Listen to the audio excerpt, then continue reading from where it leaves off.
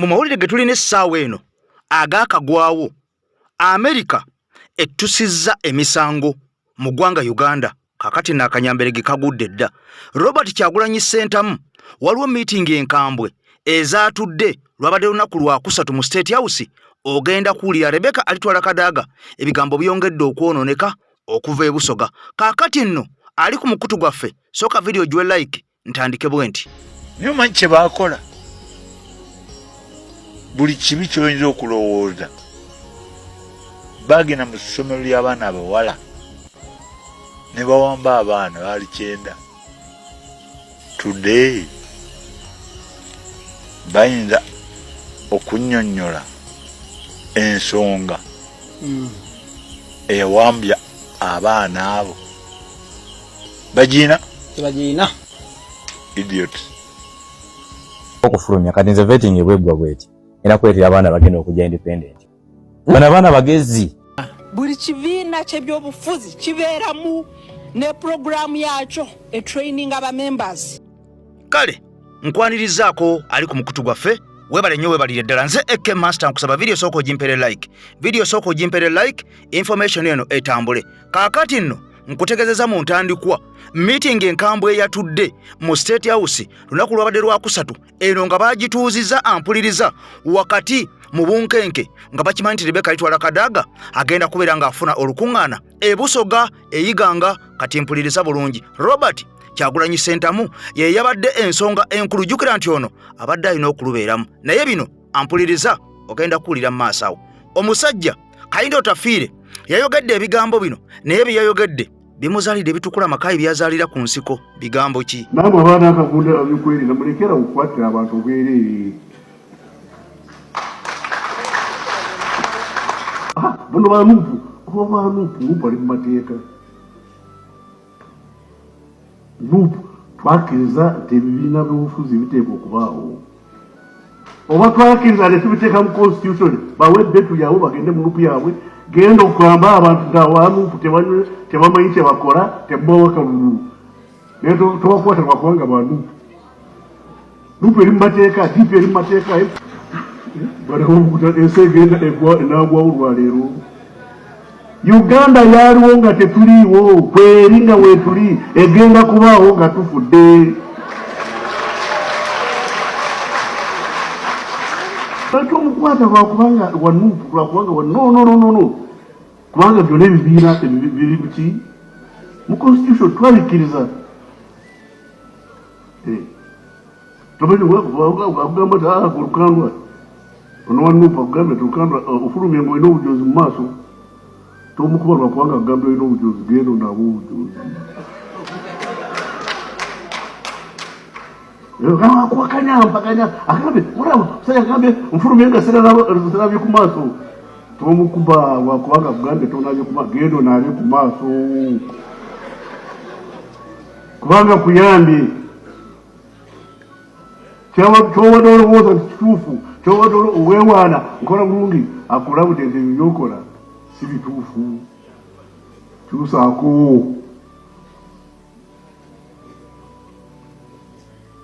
Kyusaako tolwana n'oyo akugambye nti empale yo ng'eyulise. Empale oba eyulise egenda ogisone. Leka kumpuulirwa kubanga kugamba empale ekoze eki okunamye. Please. Baba security buli kukunaka. Waliwo ebirala byemukola ebitansanyusa. Naye byataana kito tebimanyi bye twayitamu tebibimanyi. Ate bali bano beepanka amagye bye mumanyi tubimanyi, bye tumanyi temubimanyi.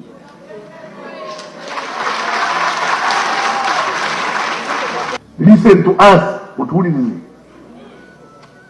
Mulekera kwepanka baliyo babugutana webuuza bano balagawa. N'abagamba mwe poliisi mwabamagye bw'ogenda kukwata omuntu sooka omanye nti alina ki gye tuyita prima facie case alina omusango. Twakute Muhammad ate tumaze nawe wiiki bbiri naye omusango teguliwo wakwata waaki.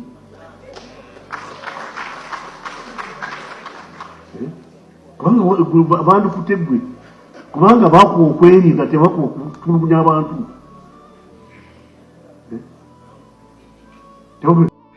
Bino byonna Kayindo Otafiire byayogedde. Mukwano gwange njagala ojjukire era saagala weerabire nti omuntu awamba abantu awamba bannayuganda mwenna gwe mumanyi muntu omu yagamba nti gundi nze mulina alina mu basement yange wansi ayiga Lunyankole. Kati wuliriza bulungi, jjukira gye buvuddeko. Bwe baali balonda abantu mu magye omusajja ono baamuleka emabbali. Jjukira nti ate ono y'omu ku baludde mu ggwanga Uganda ng'asaavinga wabula ono takulirangako magye. Lwaki tagakulirangako? Eyo nayo nsonga nkulu era nsonga nnene. Kati wuliriza, olunaku olwokusatu waliwo meeting enkambwe. Meeting zino nga zaatudde era nga yabadde ensonga enkulu ye Robert Kyagulanyi Ssentamu, President Kyagulanyi. Ono abadde ateeberezebwa okuba nti abadde agendagenda e Busoga oba oliawo ku mukolo ogwa Rebecca alitwala Kadaga. Jjukira nti Rebecca alitwala Kadaga ono yali wa NRM era wa NRM naye yaggyibwako ekifo ekya National Vice Chairman wali mu NRM. Kaakati nno Basoga bangi banyiiga era mwalabye omukyalo ono Robina Nabbanja Musafiri bwe yabaddeyo eri ewa Kyabazinga bwe yesitusa okwogera abantu bonna bamuŋŋodde nga kino kyongera okulumika n'okkakasa nti NRM bagikowa. Kati wuliriza, meeting yatudde bayise omukyala Rebecca alitwala Kadaga naye n'agibeeramu era ng'ono bamukkiriza okukola byayagala byonna wabula okufalaasira okwabaddewo okusinziira ku mawulire genfuna. Meeting ye oba olukuŋŋaana lwe terukkirizibwako bannabyabufuzi. Bannabyabufuzi bo babagaaniddewo okubeera ku lukuŋŋaana luno. Jjukira nti bangi abawagira ye era nga bano tebawagira Anita Among era nga bano tebakolagana na Anita Among nga bakolagana n'ono nga bakimanyi butereevu nnyo. Bwe banajja Kadaala wali, bwe banajja Katuuti wali bagenda kwogera ebigambo ebisongovu ebiyitirivu ennyo nga babyolekeza mukama waabwe. Kakati nno okulabula kwatuuse butereevu nnyo era ono bamugambye tewali kuyisa bivulu. Bino byowooza mbu ogenda kuva ejjinja ne konvoyi ogende mpaka Iganga byonna bifu. Abasajja babiganye naye nga bino ekiri emabega waakyo kimaze okubeera nga kikakasibwa. Babadde basuubirako Robert Kyagulanyi Ssentamu okubeera ku mukolo guno. Kaakati nno bwe bategedde ne bamanya Namungi w'omuntu agenda kugamba Rebecca Kadaga saleddiiro. Kaakati nno era amawulire amalala galaga mbu ono yandibanga bamuwadde eddiiro ey'okwesimba wajje independent era ng'ono bamusuubiza okumuwa buli kimu kyonna kyayagala yeesimbewo e Busoga, nga kino kitegeeza bwe yeesimbawo e Busoga agenda kwawula mu bululu obwa NUP. Obwandigenze wa mwami Kyagulanyi bwonna obw'Abasoga bajja gamba tubuwe omuntu owaffe Rebecca alitwala Kadaga. Era kino kiba kyongera okulaga nti mu Uganda opposition eziba zizze nga zimerukawo kiba kyongera okukakasa nti muntu omu yabadde azikuriyetingawo Mwami Museveni yabadde azeeterawo. Kino bwe kibanga kituukiridde n'olaba omukyalo ono nga azze ku ballot paper nga presidential candidate kiba kyongera okukakasa bye tuzze nga tukugamba nti Mwami Museveni yeezimbira ba opposition ba opponent abanaamuvuganya kubanga kino kiba kigendereddemu okwawula mu Busoga. Abamu badde ku Kyagulanyi abalala badde ku mukyalo oli olw'obululu bwongera okubeera nga bwesala oba okwetemamu. Bino byonna nga bigenda mu maaso ampuliriza kankole bwe nti nzire ndabiseko balimbiseko baana battu musembere ndeese obugambo obulungi nze musajja wa Frederico abadde tamanyi omukisa guguno kanjagala tukkanye ku kigambo linnya. Abantu bangi ku nsi banoonya linnya naye ssebo okulifuna kizibu nnyonyo n'okulikuuma paka woofa si kyalusaago.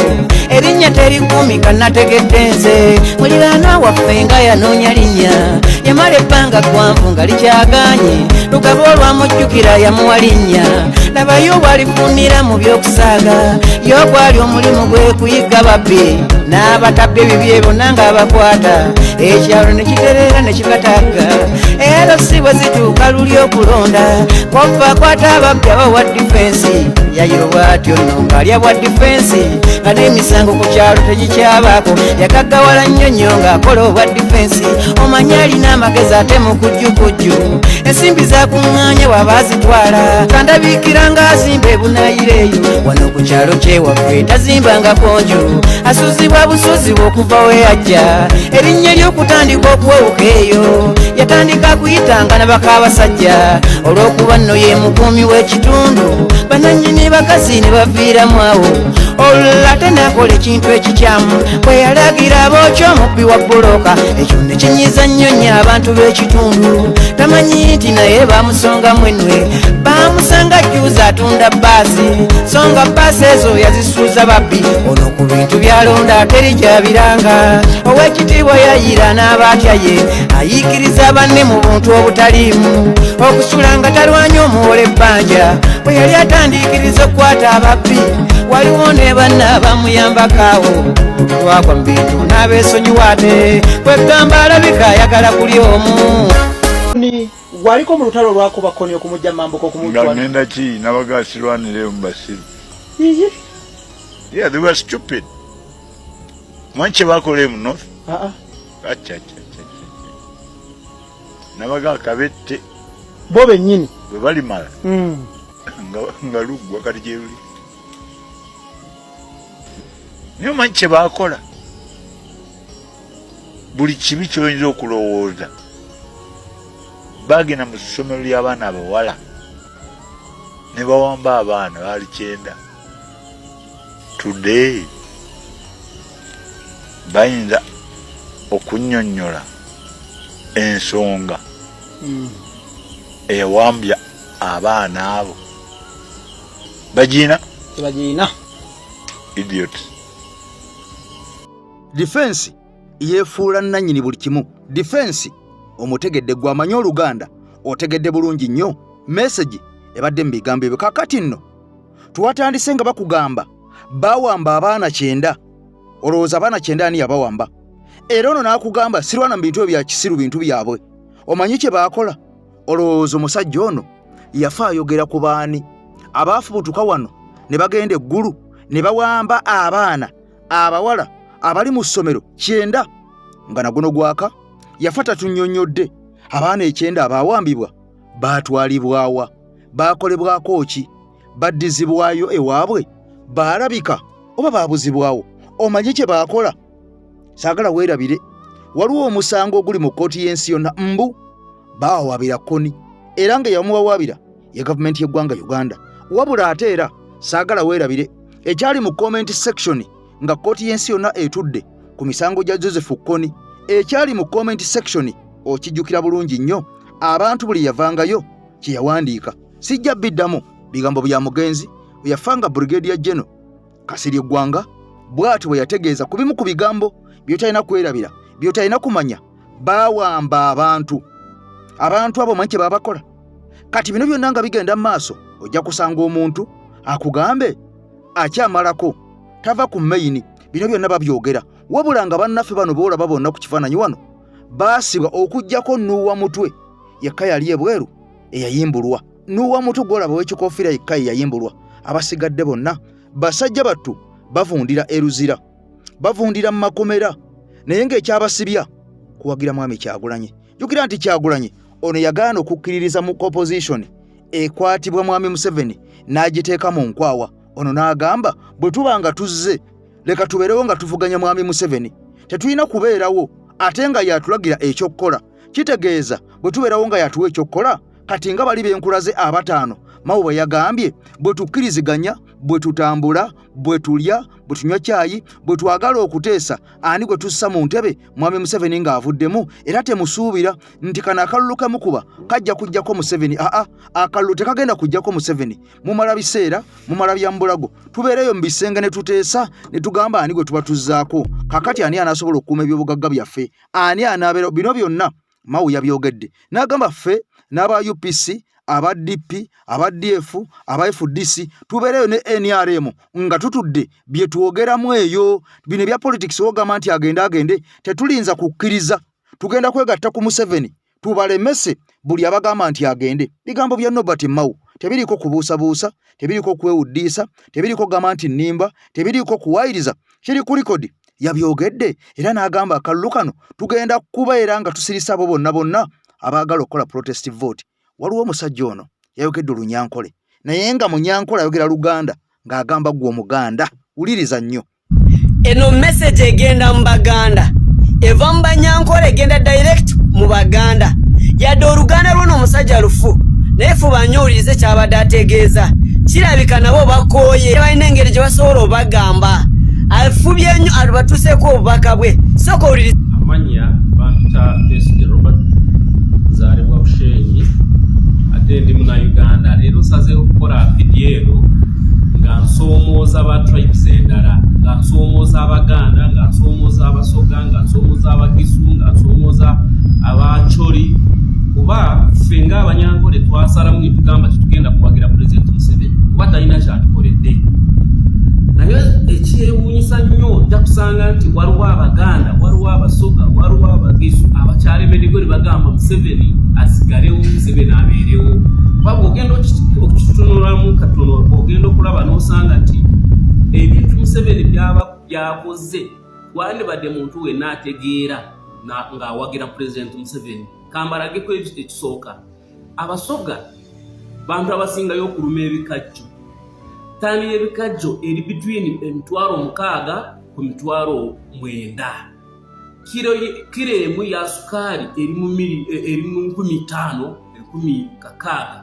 Kati weebuuza omuntu asobola okukwata ttaani emu n'ajja mu kiro 10 n'akuwa 6,000 bwe n'ogamba sukaali bw'oba ogenda mu dduuka ogijjayo ogigule 15,000 kiba kitegeeza nti bw'owa Museveni akalulu mutwe gwe era kuba tukukola bulungi oba oweetaaga kituyita mu luzungu bakisobola kukiyita mental check-up bakebera omutwe gwe balabe oba gukola bulungi. Bw'oba oli Muganda ng'owagira President Museveni nga sooka olabe President Museveni byakoze. Ali mu kidnapping abaana bammwe Abaganda Abanyankole baba kidnapping naye Abaganda kisusse tocha baba tochalinga. N'akamala okulaba akavidiyo k'ono omusajja gwe bayita Abbe Mwesigwa atunda abawala baffe beebakanembwa. Abaana nga bamaze okusoma balina degrees, balina diplomas, balina masters, bagenda waweeru ku Dubai okukola ekyeyo naye nga batuukayo ne babakola ki ne beebakanembwa nga babakuba ebirayini nga kye baguraduatinga kugenda kwetunda mu mawanga g'Abawarabu. Naye ogenda okulaba abantu bavaayo omuntu nti nze nva Lakayi, nva Sembabule, nva Masaka, nva Rwengo naye mpagira Museveni. Oba otegeera oba watotegeera. Ekyokusatu sooka olabe economy bweri. Olaba bw'oyita kola nsolowooza Masaka oba Buganda eri bulungi naye bw'oyingira eyo mu byalo obwavu obuli eyo. Ripooti ya gavumenti etulaga nti Busoga y'ensi esingayo obwavu ne Acholi ne Northern Uganda. Naye otuuka mu Acholi n'osanga abantu bagamba ffe twagala kukyusa kuva mu bwavu. Ani yabaroga? In fact ndi mu kuwandiika akatabo kagamba nti ani yabaroga. So mbakubira omulanga kana akalulu akajja mpulira abangi mukayita protest vote. Tibibeera bya protest vote kyokka n'ogamba olwo kankubire either Kyagulanyi oba omuntu yenna omulala ngende wali none member wa parliament wa NRM. Oba wakugoba bonna tandikire wansi goba kansala wa NRM gobe goba member wa parliament goba meya goba president bwe tunamala okukola ekyo ffe Mwankole tusazeewo already twasazeewo Museveni tagenda kujjayo kalulu bire byabadde akola biri ebirala twasazeewo ffe ng'Abanyankole ntulaba nti President bitumuwagidde ebyebyo tusazeewo tutugenda kuddamu muwagira. Ensonga zo nnyingi kuba naffe sooka olabe ebyobukulembeze. President Museveni ye President w'eggwanga, mukyala we ye minister. Singa abeera minister n'akola tetwandibadde na buzibu naye abaana batandika 2 million mu ssomero abamaliriza okusoma baba 7,000 between 7,500 ne 8,000 abangi tebamala P7 ng'akulembera education eyo system mukyala wa president beebaka wamu. Owokubiri security eri mu kutulugunya Bannayuganda agikulembera Muhoozi mutabani wa president. Bwe bagamba nti babagabira sinema y'ebya PDM byonna bagawale akulembera Salim Saleh. Bw'ogenda mu bya investments mu kwewe Rwagogo yabikulembera ani yabaroga ani asobola okugenda n'awagira President Museveni ng'ebintu ebyo byonna abiraba. Mwe tumwasomesa abaana tumwina abaana balina degree tumwina abaana balina diploma abamwe bagende bakuba ekyeyo ono Abbe Gwendabye abatunde babe bakiseeko n'embwa babe bakeeko ku birayini babatunda nga bora bagenda ku minzaani n'opima kiro y'ennyama n'ogiramuza naye omuntu okenda okulaba nga waliwo omuganda akyawagira President Museveni, waliwo omusoga akyawagira President Museveni, waliwo omukyoli akyawagira President Museveni. So eno message njikoze nze nva wano nzaalibwa Bushenyi wano mu Kizoba Sub County Igara. Ningamba naye nga omanyi bw'oba olaba waliwo ebyolaba n'ogamba olina okulwanirako bano kuba eggwanga sigenda kukyogera nti mbiteeke ku Buganda yokka eggwanga lyonna twetaaga okukyukakyuka, twetaaga enkyukakyuka naye Buganda kwetaaga enkyukakyuka otusinga, Busoga mwetaaga enkyukakyuka okutusinga, Acholi mwetaaga enkyukakyuka okutusinga, Bukoma Nsimbi mwetaaga enkyukakyuka okusinga regions endala, mu Northern Uganda Gulu mwetaaga enkyukakyuka okutusinga, mu Soroti mwetaaga enkyukakyuka okutusinga. So ndowooza message eno etuuke ku buli Muganda yenna, ku buli Musoga yenna, ku muntu yenna asobola ategeera omutwe gwe nga gutegeera bulungi ng'akyawagira President Museveni ne famire ye n'abaana be. Musajja Munyankole message agisindise mu Baganda ewatali kubuuza, ewatali kuwannanya, ewatali kusosola muntu yenna. Kati bino byonna nga bigenda mu maaso, njagala nkulage opposition entuufu gye tubadde tutambuliramu.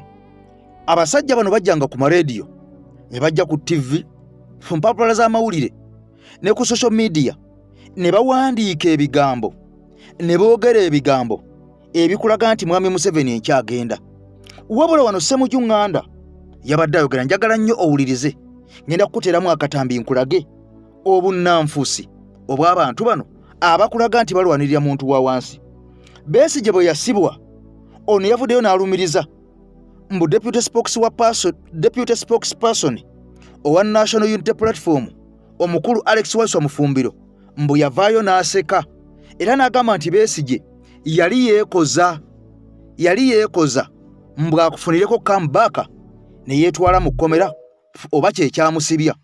Wabula nga Waiswa Mufumbiro mugoberedde ebbanga gwangoberera, njagala ombulye lwali lunaku ki, yali platform ki omukulu Alex Waiswa Mufumbiro we yayogerera ebigambo bino. Wabula nga abirumiriza ye Ssemujju Nganda era yalumiriza nti bakansalazi baatunda omwala ogw'ennakivubo, kyokka nga ate waliwo ebbaluwa Museveni gye yaweereza mu parliament egamba nti muwe hamu omwala guno nga nkyaseka. Baluwa Mwami Museveni yagiwandiika. Kati Ssemujju Nganda najja ku radio ne ku TV n'akubuzaabuza nti bakansala ba Nuupu be baatunda omwala ogwo. Era ono y'omu yakomyewo ku radio n'akubuzaabuza nti Alex Waiswa Mufumbiro y'omu ku baagamba nti Besigye yeekoza bwekoza anoonya comeback, nga yeerabidde nti ku bantu abaagenda okulambula Besigye enfunda n'enfunda ne batuuka n'okutuuka mu kkomera nga taliiyo baali ba National Unity Platform nga bakulembeddwa mu President Robert Kyagulanyi Ssentamu.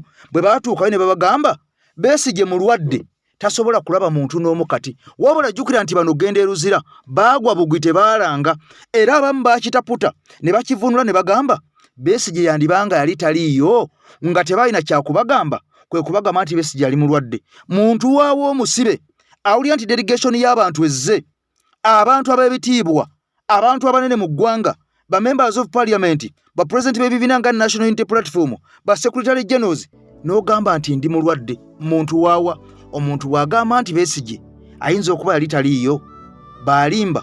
Kati bino byonna ogezaako okubikkirira n'okusiiga ekifaananyi ekiraga nti Alex Waiswa Mufumbiro abasajja bano baasanyuse nga bamukutte.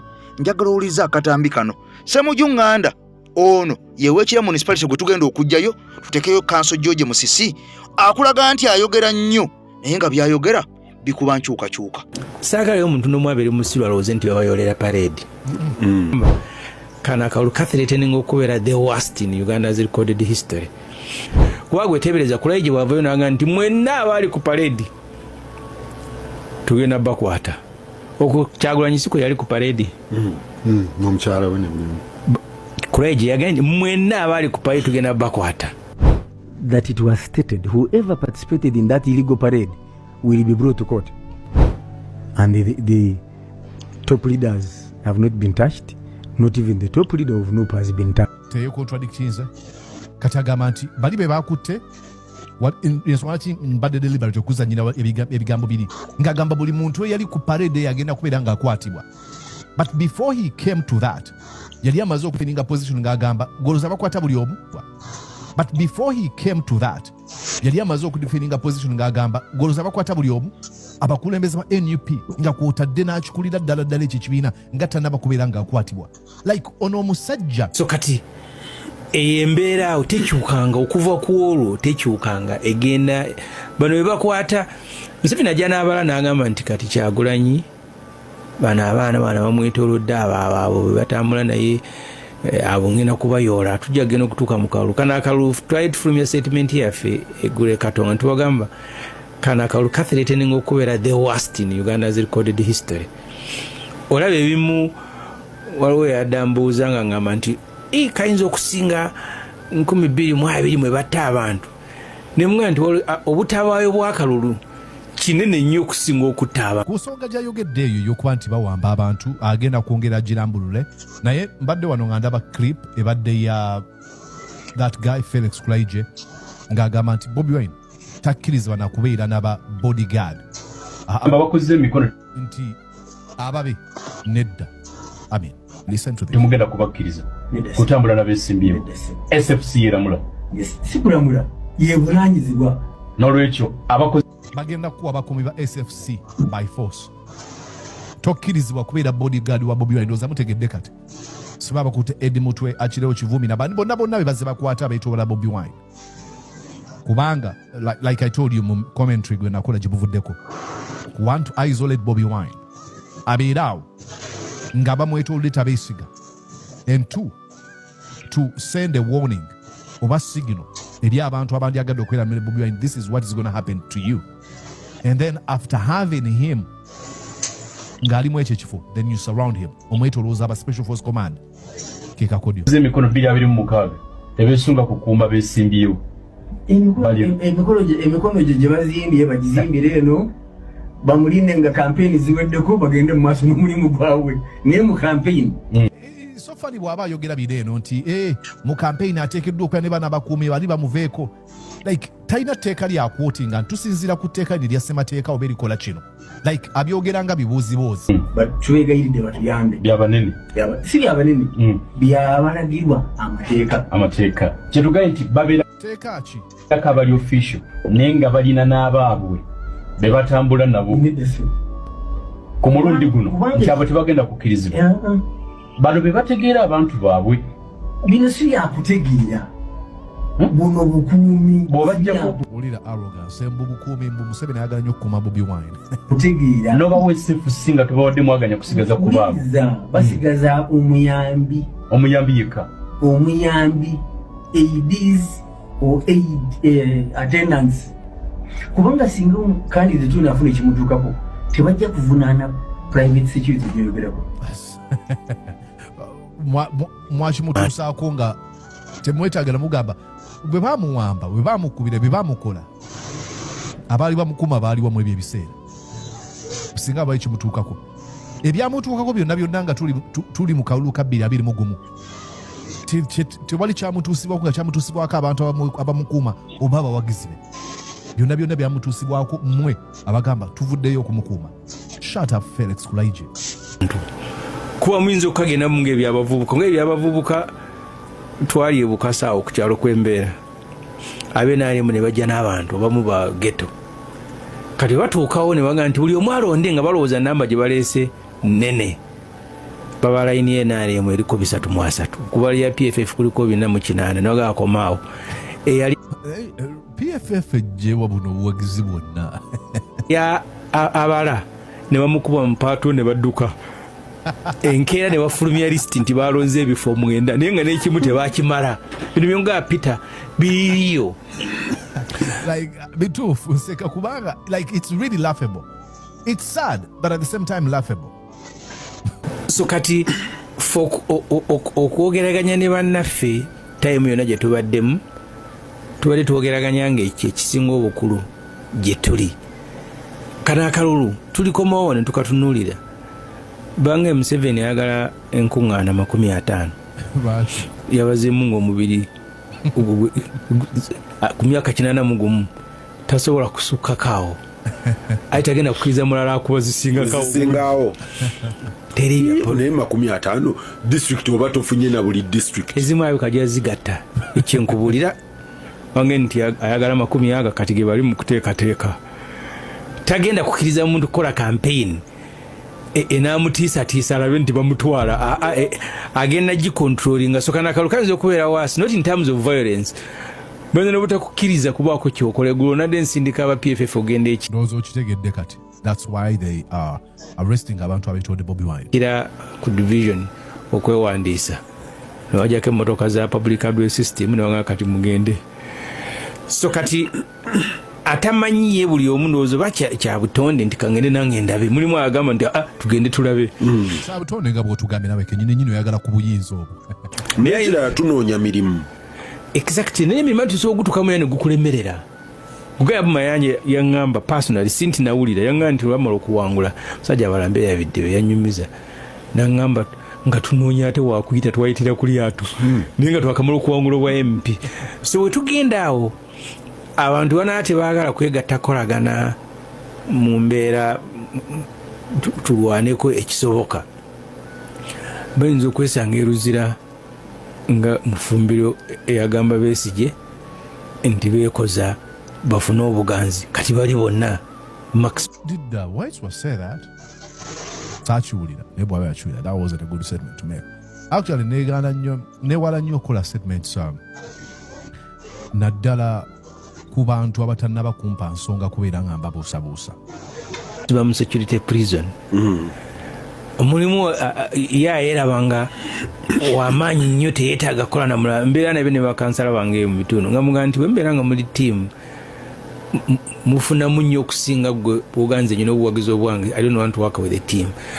Yeah, but agezaako kutunda mboozi ya alliance wakati wa ANT, PFF ne NUP. But we cannot, I don't want Semuju to dismiss the fact that NUP should really be careful and alert in these kinds of alliances. Because as they've told us, the last engagement eyaliwo alliance conversation yakalwakawedde yakubirizibwani Joyce Juliet Nabusa Ssebuggwawo kati akolera Mwami Museveni.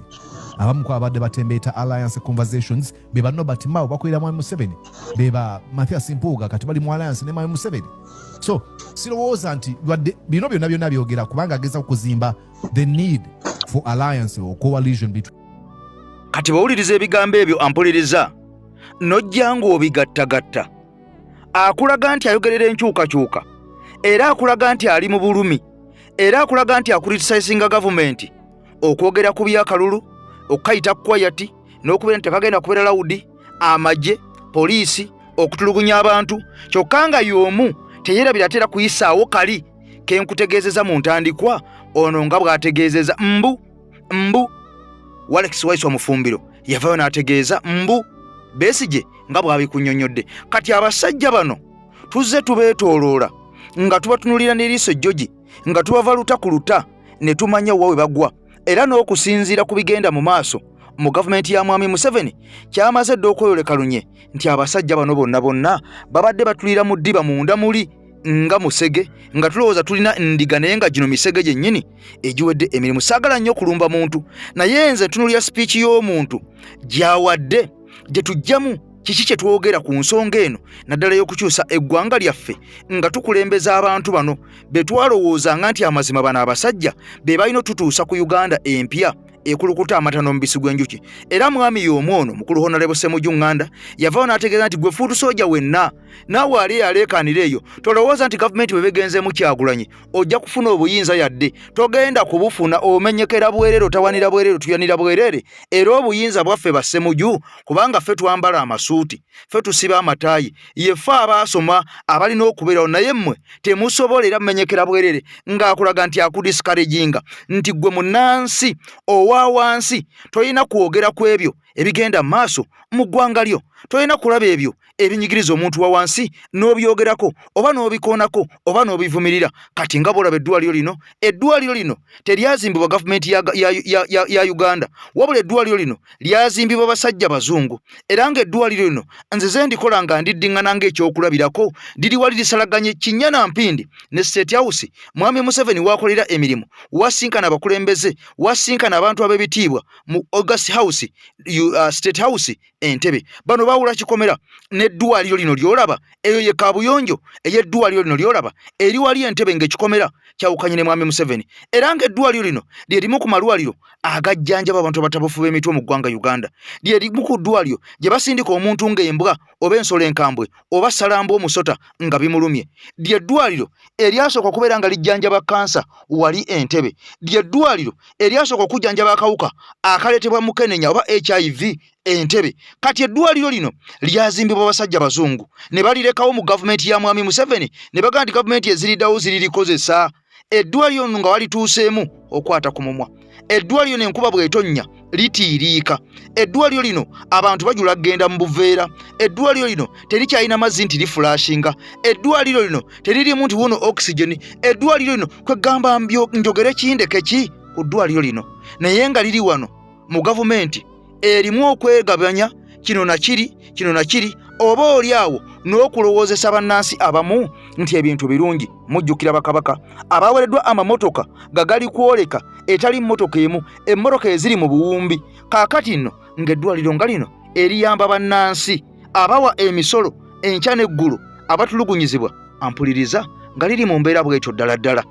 Bakutte ssente baziwadde abantu beesimbewo bavuganye Mwami Museveni ng'ate yabataddewo, ng'eddwaliro nga lino liri mu mbeera bweti. Kati gwe munnansi bwe twogera ebigambo nga bino n'olowooza nti oba oliawo tetwagala gavumenti oba okafunye bubi oba okakutte bubi, ampuliriza njaga nsooka nkutwaleko mu mboozi y'eddwaliro lino, tokoowanga giwulira, kubanga bino bye twagala mutegeere buli lunaku, mumanye waaki twogera ebigambo nga bino oba oliawo ebituluma ku mitima gyaffe nga twagala mubitegeere. Laba eddwaliro eritazimbibwa gavumenti naye nga n'okuliddaabiriza obuddaabiriza kyalema, nga n'okuteekamu obuteesi eddagala kyagaana, nga n'okusasula abasawo kyalema, nga n'okubeera nga bateekako amabaati amapya kyagaana, okusasula amazzi byalema. Laba eddwaliro lino, ampuliriza kankulekeremu ebigambo bino, emboozi tebankadde. Laba amabaati eryo ddwaliro lya gavumenti, naye nga Ssegirinya yafa ataddewo eddwaliro eryali private liyamba abantu ne baliggala, gavumenti n'eriggala, naye nga n'agaliwo geego, nga ne bw'ogenda e Mulago abantu beebaka wansi mu nkuubo, tebalina butanda kwe beebaka. Omujjuzo gulinga omujjuzo, kyokka nga n'eddagala tewali, kyokka nga omusolo ogusasula abantu bano abagula tiya gaasi, abagula amamundu, abagula emmamba, abagula tanka, abatukuba emiggo nga ffe abaguwa. Entebbe Grade A Hospital ly'eddwaliro eddene eryasookera ddala mu kitundu kino nga lyazimbibwa bafuzi b'amatwale okujjanjaba abakungu mu mwaka gwa 1994.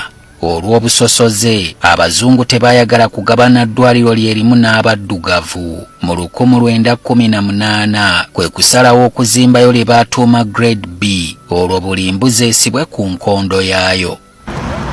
Ng'abafuzi b'amatwale baabulidde Uganda, eddwaliro lyadda mu mikono gya gavumenti era Grade B nezzibwa ku mutendera gw'eddwaliro eriweerezebwamu abayi oba Referral Hospital. Grade A yasigala erina endwadde ez'enjawulo z'ejjanjaba omuli abalumiddwa embwa, ab'akafuba, abasukaali, abatabuse emitwe, n'oluvannyuma nga kajjampu ni siriimu agudde mu nsi abalina akawuka ako nabo ne batandika kujjanjabirwa ku Grade A. Eddwaliro ly'ennyumyako lyawula kikomera n'amaka g'omukulembeze w'eggwanga. Byennyumya mu byafaayo bw'oba tomanyi wenjogerako bikulowoozesa nti ekifo matiribona olw'okubanga kyeyambisibwako ku bakungu abazungu. Mwana wattu si bwe kiri. Entebbe Grade A ya leero embeera gy'erimu tegumiikirizika wammeeme ntono. Amabaati ku ddwaliro lino gaatandika dda okutonnya nga buli nkuba lwegwa amazzi gaggweera munda olwo buli kimu ne kitaataagana. ebimu ku byeyambisibwa okuzimba eddwaliro lino byali byakolebwa mu asbestos eyazuulwa abakugu mu nsi yonna nti aleeta obulwadde bwa kookolo nga mu kiseera kino kumpi buli ekyazimbibwa mu asbestos wano kikunkumuka bukunkumusi ekiraga nti abakolerawo n'abajjanjabirwawo bali mu bulabe. Ekifo ekitereka ebikwata ku balwadde bwe kiti bwe kifaanana. W'olaba wano yali kaabuyonjo ekyamirwamu abasajja nga kati ye yafuuka sitoowa omuterekebwa ebimu ku bikola olw'ebbula ly'ekifo we bayinza okubitereka nga kino kyaleka abasawo abasajja n'abaami nga bakyamira mu kaabuyonjo y'emu. Kaabuyonjo z'abalwadde zoolemwa ng'enjogera y'ekivubuka kubanga enzigi zaawangukamu dda nga n'okugiyingira n'omaliriza bulungi emirimu egikututteyo weetaaga obwegendereza obukira kuw'amayuga asala olutindo. Bino n'ebirala bye biwaliriza abakulira eddwaliro lino okuggyayo obujjanjabi bw'akafuba, sukaali n'abalumiddwa embwa nga batya nti essaawa yonna ekizimbe kyandibagwira olw'embeera y'aganyegenya gye kirimu. Ebizimbe babizimba mu 1904 kati bikadde nnyo ate ebirala tebikyasobola kuhandolinga enamba zetuyina. Kati ensonga lwaki services ezo twazisengudde netuzijja ku grade A netuzitwala mu bifo ebirala. Kyokka bbo abalina akawuka akaleeta mukenenya tebannafuna we babazza era nga bo tusanze bakyaliyo nanti bulijjo bwe zikusanga ozigumira. Klinika esigaddeyo ya HIV kati services zisinga tuzikolera mu tenti ate tulina ne plan endala y'okuteekako tenti dene bwe tujja kubanga tukolera services ezisigaddeyo. Abalwadde abajjuluddwa baatwaliddwa mu kifo awaawulirwa abalina endwadde ezibalukawo kiyite isolation ng'abasawo tubasanze bakyapalapalanya butya bwe babassaayo wabula ne twebuuza nti watya eggwanga ligwamu ekimbe bano bayinza kuzzaako ki. Ziriyo temporarily bwe tufuna ekifo ekirala ekisingako tujja zirelocatinga. Abakulu wano batutegeezezza nga bwe bali mu njogerezeganya ne Minisitule y'ebyobulamu okusobola okujja baddaabiriza eddwaliro lino. Okuteekako ebizimbe ebipya n'okuteekako obuweereza obusingako obwo obubaddewo ku grade A. Ekirala kye ssaagala weerabire ti eddwaliro lino lisangibwa mu kifo ekikola ng'omugguukiriro gwa Uganda ng'ensi yonna kye kimu ku bifo byesooka okukubako amaaso wabula ng'ekyeraliikiriza buli kadde ensonga zino lwe zibadde zivaayo mu lwatu abakulu basigala beefudde kyesirikidde nga muzigo mu ttimpa.